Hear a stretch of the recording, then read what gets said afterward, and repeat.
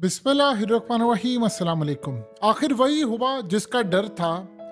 America के special commandos Israel में land कर चुके हैं और उन्होंने क्या आगे बहाना क्या किया है? बहाना ये किया है कि चूंकि जी हमारे लोग इसराइल के अंदर मौजूद हैं और हमारे अमेरिका के जो सिटीजन्स हैं, यानी जो इसराइल की नेशनैलिटी भी रखते हैं, जो अमेरिका की भी रखते हैं, उनको हमास ने चूंकि अगवा कर लिया है, तो अब हम आ गए हैं यहाँ पर ऑपरेशन करने के लिए। और अमेरिका के स्पेशल कमांडोज अब इसराइल के साथ मिलकर गजा में ऑपरेशन की तैयारी कर रहे हैं। यानी उन्होंने ये कहा है कि हम आपकी बैक सपोर्ट पर हैं, जैसे ही इसराइल की डिफेंस फोर्सेस कहेंगे फौरी तौर पर हम चढ़ दौड़ेंगे। अमेरिका से पूछे जरा, जब यूक्रेन की जंग थी तो तब तेरे पैरों तले जमीन क्यों निकल गई थी? तब भेजने थे ना अपने कमांडोज, उधर नहीं भेज सकते थे क्योंकि पुतिन ने उधर कहा था कि तुमने जरा भी होशियारी की, कमांडोज तो छोड़ो, तूने हथियार भी सप्लाई करने की कोशिश की यहाँ पर, तो मैं एटमी हमला कर दूंगा और एटमी हमला अमेरिका में भी करूंगा और मैं यूरोपियन कंट्रीज में भी करूंगा। और कहा था कि तुम इसको यूक्रेन को शामिल करके दिखाना। उधर अमेरिका नहीं बोल सका, उधर इनकी औकात नहीं थी। इधर इनको पता ना वो निहत्ते खड़े हैं फलस्तीनी। यानी आप देख रहे हैं कि गजा के अंदर इस वक्त सूरत हाल ये है कि उसको राख का ढेर बना दिया है। 21-22 लाख की जो आबादी है वो दरबदर हो गई है। पानी वहां मौजूद नहीं है, खाना पीना वहां मौजूद नहीं। बाहर से एड लाने वाले जो इजिप्ट के खास तौर पर ट्रक्स, उनको कहा कि मिसाइल मार के उड़ा देंगे। वहां ना लाइट है, ना बिजली है, ना खाना है, ना पीना है। बेयारों मददगार है। 2000 सिर्फ बेड की गुंजाइश है और 22 लाख लोग हैं। बताइए कहां पर जाएंगे?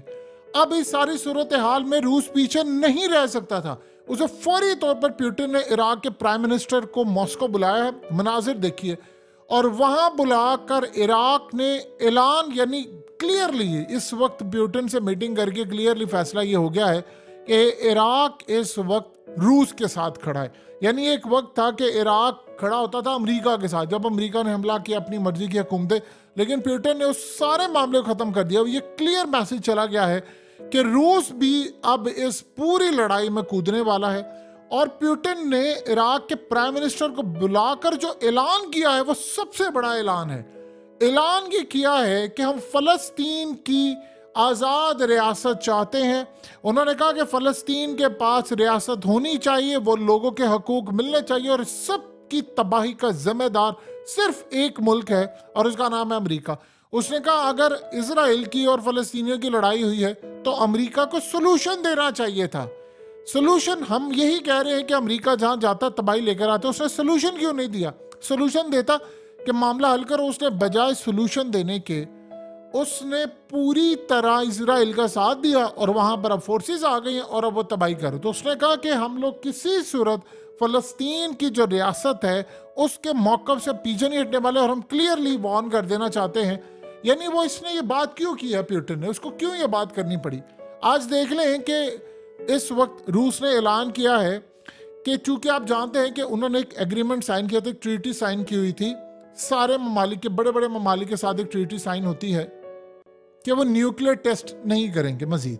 उन्होंने कहा है कि अब वो विड्रॉ करने जा रहे हैं, यानी वो इस मायदे को ख़त्म करने जा रहे हैं और अनकरीब रूस एक न्यूक्लियर टेस्ट करने वाला है। आप टेस्ट कब करते हैं?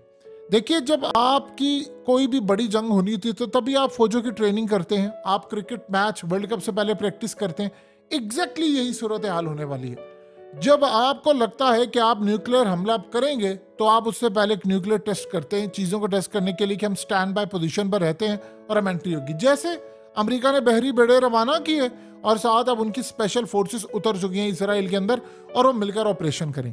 ये ऑपरेशन नहीं है, अमेरिका इस जंग में कूद पड़ा है। इसीलिए तो पुतिन ने इराक के प्राइम मिनिस्टर को बुलाया है कि रशिया की फोर्सेस इराक से बैठकर वो सारा काम करेंगी। यानी ये बहुत बड़ा मैदान जंग सजने वाला, और बल्कि सज चुका है। अब आप जरा अंदाजा कर लें कि सारी सूरत हाल के अंदर इनका मामला क्या है।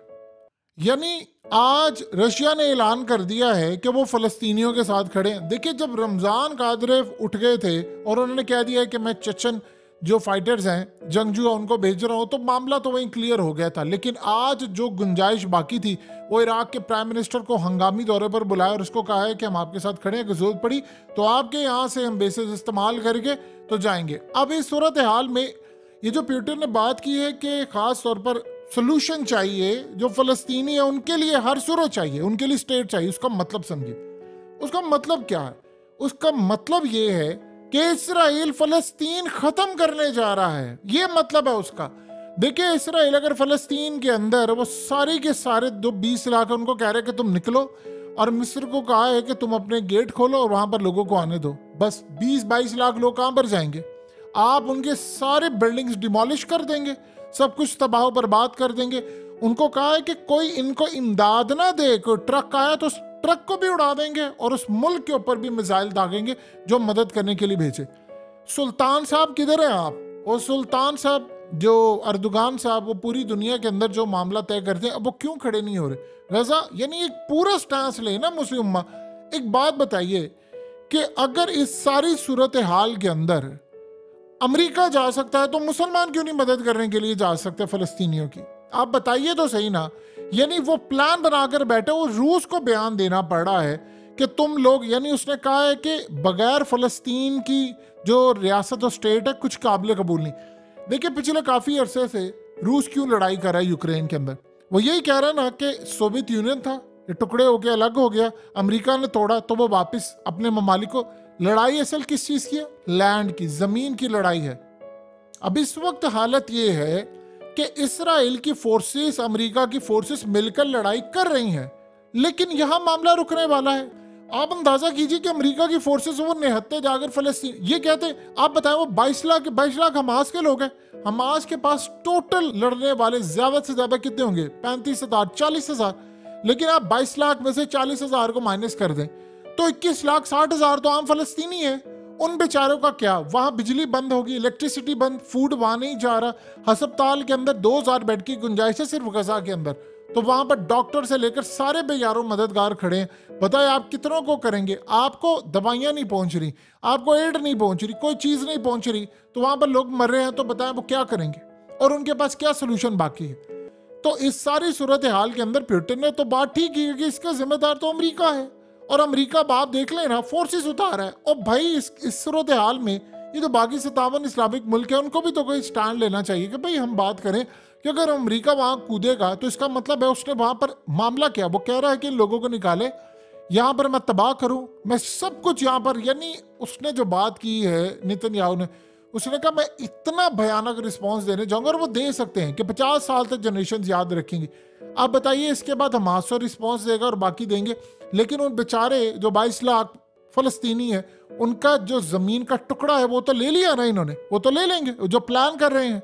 तो इस सारी सूरत हाल के अंदर क्या बाकी ममालिक लेने देंगे उनको? यानी अब आप देखें, आपके आज फलस्तीन का वो लैंड निकल गया। अगर वो लैंड निकल जाएगा तो फिर आपके हाथ से वेस्ट बैंक जाते शायद 1 महीना भी ना लगे, ये ज़हन में रखिएगा। अभी तक अगर फलस्तीन के अंदर मस्जिद अक्सा के ऊपर इन्होंने मिसाइल नहीं दागा, या इन्होंने उसको शहीद नहीं किया, या उसके खिलाफ प्लानिंग नहीं की, तो उसकी सिर्फ एक वजह है कि वहां से रॉकेट्स आते हैं गजा से, और वो वेस्ट बैंक में आते हैं और ये मारते हैं और उनके शहरों को निशाना बनाते हैं। अभी तक अगर कोई वजह है, तो जब वहां पर अगर वो वजह खत्म हो जाएगी तो बताइए इसके बाद क्या सूरत हाल पेश आएगी?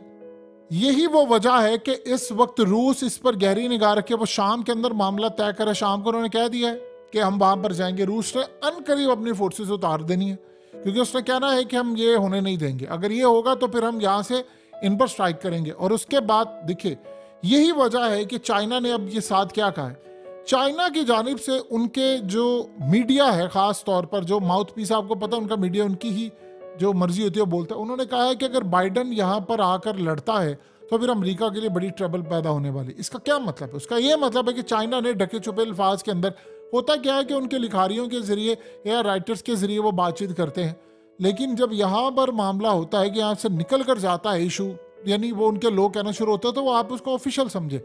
उसके बाद चाइना अपनी पॉलिसी दे देगा कि क्लियरली भाई ये काम हमें काबिल कबूल नहीं है, अमेरिका की फोर्सेस का काम क्या है। आप अंदाजा कीजिए कि उन्होंने साथ चाइना ने यह भी कहा है कि हाल जो अमेरिका का हुआ था अफगानिस्तान के अंदर वो याद रखिए। यानी उसने कहा था, अब आप देखिए कि पहले हम कहते थे जी फलस्तीन को आज़ाद कराना, अब तो गजा को भी आज़ाद कराना पड़ेगा। फिर वेस्ट बैंक आखिरी हिस्सा रह जाएगा जिसके अंदर मस्जिद अक्सा है, वो उन्होंने, फिर यही सूरत हाल होगी ना। वहां से भी वो कोई 2-3 काम कर लेंगे, वो कहेंगे निकलो यहाँ से। यानी आप सोचिए, वो 22 लाख लोगों को कह रहे हैं कि तुम लोग निकल जाओ यहाँ से, हिजरत करके तुम्हारा घर, गाड़ी, तुम्हारी किताबें, दफ्तर, खाना पीना, तुम्हारे कारोबार सब यहाँ छोड़कर तुम लोग यहाँ से हिजरत करो और तुम मिस्र में चले जाओ। और मिस्र को कह रहे हैं कि तुम इमदाद, या किसी मुल्क को कह रहे हैं इमदाद ना भेजो, इनको मैं मिस्र रवाना करूँगा, वहाँ पर इनकी मदद करना, जो भी करना, कैम्प शैम्प लगाओ, इनको दो, और उसके बाद मैं इनका सारा का सारा मुल्क हड़प लूँगा। यानी आप एक मिनट के लिए सोचो यार, दुनिया में कहीं ऐसा होता है आपके मुल्क के अंदर कोई घुसता है, वो आपको मारता और कहता निकलो यहाँ से।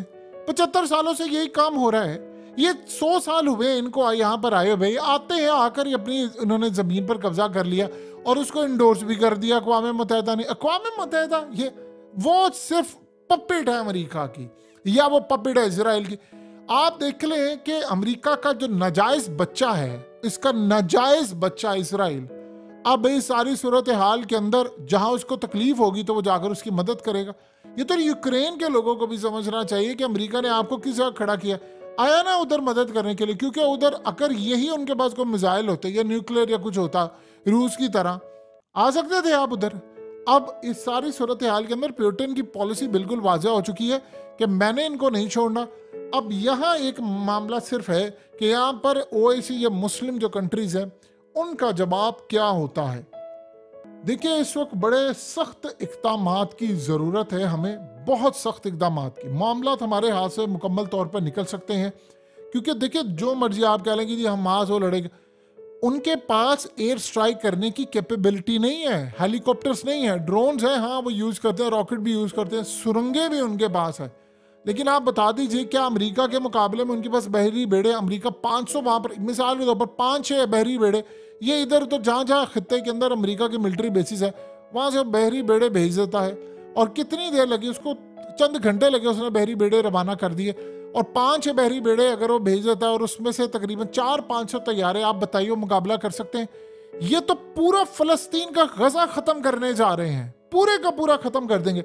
इन्होंने करना क्या है? देखिए, इनको ये बिल्डिंग्स चाहिए, ये थोड़ी उन्होंने चाहिए इनको बिल्डिंग्स, ये तो बमबारी करके, बल्कि ये वो अपना प्लान जो है कंस्ट्रक्शन वाला उसको पूरा करेंगे, बमबारी करेंगे, पूरे का पूरा नेस्तो नाबूद कर देंगे और बाद में रह जाएगा मलबा। फिर जब कब्जा कर लेंगे तो कंस्ट्रक्शन कंपनीज को बुलाएंगे, कहेंगे यहाँ बिल्डिंग्स खड़ी करो, चलो जी आज के बाद ये इसराइल का होगा, यहाँ पर फोर्सेस और हमारे लोग आकर बसेंगे। इसी तरह उन्होंने काम किया, एक झटके के अंदर वो 22 लाख लोगों को वहां से निकालेंगे। ये मुसलमान सोच लें, आपके हाथ से निकल सकता है, ये मामला बड़ा खतरनाक है। जल्दी रूस के साथ बैठकर, जिस तरह ऑयल के मामले पर हमने रूस के साथ बैठकर एक पॉलिसी बनाई है, उम्मत मुस्लिमा को बैठकर रूस के साथ एक पॉलिसी बना लेनी चाहिए। वो आपको देखिए, उनके लोग अब आप देखिए मर गए हैं, ये जो भी सूरत हाल हुई है वो सारे उन पर यही सवालात उठा रहे हैं। रूस ने क्या बात की? रूस ने कहा कि इसराइल अगर अपना दिफा नहीं कर सकता, उसका सारा डिफेंस सिस्टम फेल है, उसकी एजेंसियां फेल हैं, उसकी एयरफोर्स और फौज फेल है, तो इसका मतलब है कि इसराइल अपना दिफा नहीं कर सकता, तो वो फिर बाकी मामलात में दूसरे लैंड पर कब्जा करने का क्या इख्तियार रखता है? यानी वो दुनिया में ये कह रहे हैं कि इनके पास न्यूक्लियर भी नहीं होना चाहिए, ये तो अपना दिफा ही नहीं कर सकते। तो सबको पता उन्होंने दिफा खुद ही नहीं किया। मिस्र ने क्या दिया है कि आप ये देखिए, खबर भी डिलीट करवा दी गई है। मिस्र ने कहा है कि भाई हमने तो इनको 10 दिन पहले बता दिया था, उनको पता था हमला हो रहा है, उन्होंने होने दिया। उन्होंने कहा ठीक है आप मारो, उसके बाद हमें जवाब मिलेगा। क्या डे फसे हकीकत टीवी आपको ये बात नहीं बता रहा कि ये सारा कुछ होने जा रहा है? होना भी यही था, हो भी यही रहा है। तो इस सारी सूरत हाल के अंदर समझे क्या तबाही हो रही है और हमारे साथ होने क्या वाला है।